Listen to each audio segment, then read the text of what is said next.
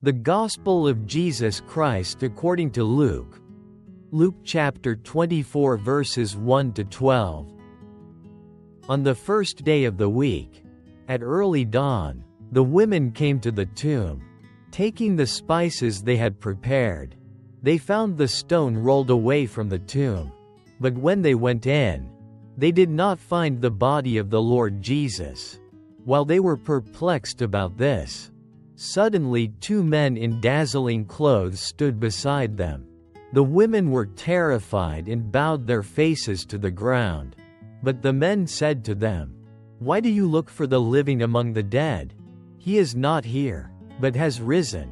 Remember how he told you, while he was still in Galilee, that the Son of Man must be handed over to sinners, and be crucified, and on the third day rise again." Then they remembered his words, and returning from the tomb, they told all this to the 11 and to all the rest. Now it was Mary Magdalene, Joanna, Mary the mother of James, and the other women with them who told this to the apostles. But these words seemed to them an idle tale, and they did not believe them. Nevertheless, Peter got up and ran to the tomb. Bending down, he saw only the linen cloths. Then he went home, amazed at what had happened. Introduction. The quiet mourning of broken hearts. Dear friend, perhaps, at some point in life, each of us has experienced a mourning like the one the women faced in today's gospel, a mourning filled with sorrow, mourning, and despair that seemed beyond repair. As the first light of dawn broke, they quietly made their way to the tomb, not to witness a miracle, not expecting greatness. They brought spices, symbols of death, tokens of love not yet fully given. They simply hoped to anoint the body of the one they loved, fulfilling one last act of devotion. But instead of a cold, lifeless body, they found emptiness, an empty tomb, no body, no Jesus, and just as confusion and fear overtook them, two radiant figures appeared and asked a question both gentle and deeply awakening. Why do you look for the living among the dead? That question, more than 2,000 years later, still echoes into our gloomy mornings. When we search for life in what has already died, when we cling to a past that has closed its doors, when we lose faith, letting our hearts drown in hopelessness. And perhaps, it is in those very moments that Christ is standing near, not in what we thought we had lost, but in something new, something beyond our understanding or expectations. Story 1. The Tree by the Grave. I remember reading an old story about a woman who lost her young son in a tragic accident. Grief consumed her. Every day, she went to sit beside his grave, holding one of his favorite toys. Day after day, she sat there in silence, speaking no words, eating nothing, smiling never. Until one day, when spring arrived, a tiny sprout grew beside the grave. A fragile, tender sapling. Over time, it grew leaves, then branches, and offered shade. One day, while sitting beneath it, she heard the laughter of children playing nearby. And for the first time, she smiled. She realized, death is not the end. Love doesn't stop at the grave. And life, no matter how delicate, always finds a way to rise again. Like that little tree on what seemed to be tear-soaked ground. Likewise, Christ's empty tomb is not a sign of loss. It's a powerful declaration that death no longer has the final say. God's love is stronger than death. Is emptiness terrifying? or the start of something new? Have you ever felt like your life was empty? Like a room where no one sits to listen anymore?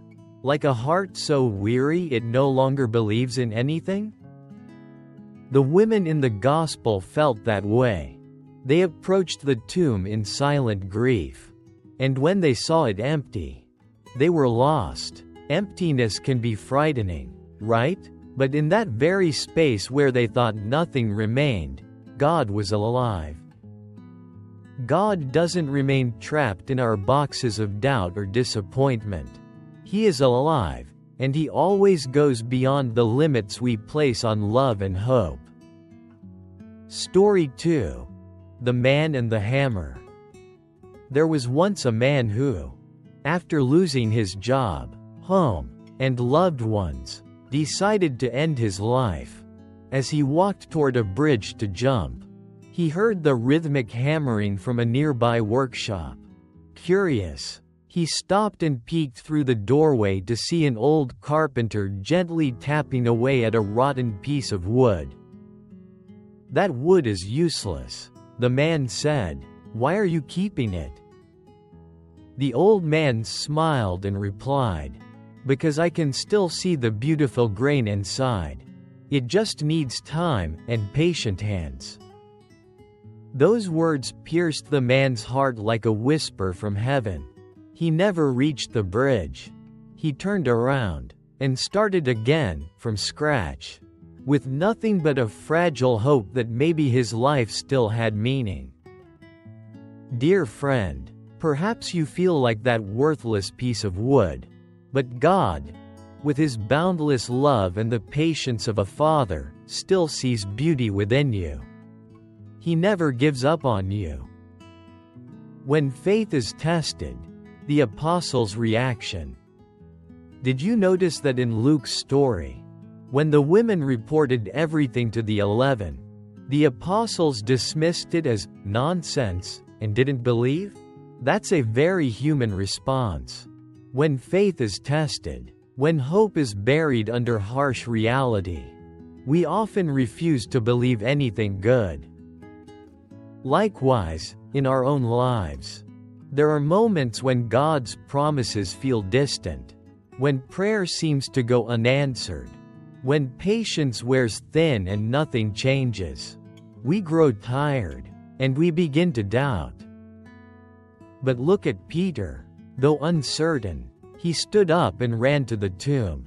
And upon peering inside, he saw no body, just the burial cloths. And he was amazed. Sometimes, the act of seeking is the first sign of faith being reborn.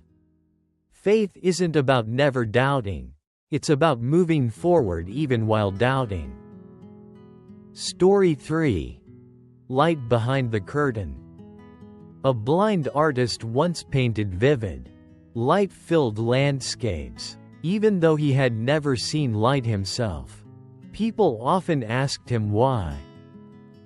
"Why do you paint light when you've never seen it?" they questioned. He answered, "Because I believe it exists, even if I've never seen it." That belief, dear friend, is what God invites you to today. Believe in life, even amid loss. Believe in light, even when walking through darkness. Believe that the empty tomb is not a full stop, but a promise of a life that never ends. A whisper for the weary heart. If you are hurting, discouraged, or struggling to believe in promises again, let today's gospel gently comfort you. Jesus has risen. He is alive, and He is with you, not buried in some distant tomb, but present in every moment you dare to love, to hope, to begin again. Why do you look for the living among the dead? Stop searching for life in what's already gone. Stop clinging to old wounds. Look up, let your heart be amazed, like Peter's. For life is calling you, softly, but persistently. Conclusion. morning light and the invitation to move forward. Dear friend, that morning, for the women at the tomb, began in grief but ended in hope. Not because everything suddenly became easy, but because they encountered a truth greater than death: Christ is risen. And today, as you read these words, this could be your morning too, a new day, a new beginning. Whether you're running like Peter, doubting like the apostles, or wandering in sorrow like the women, God is with you. He has risen, and He waits for you to step out of the tomb of despair and into true life. May you feel the gentle comfort of the risen one. May the empty tomb become a symbol of freedom, of hope, of new beginnings. And may you, like that little tree by the grave, grow again, reaching toward the light, not because you are strong, but because Christ lives in you.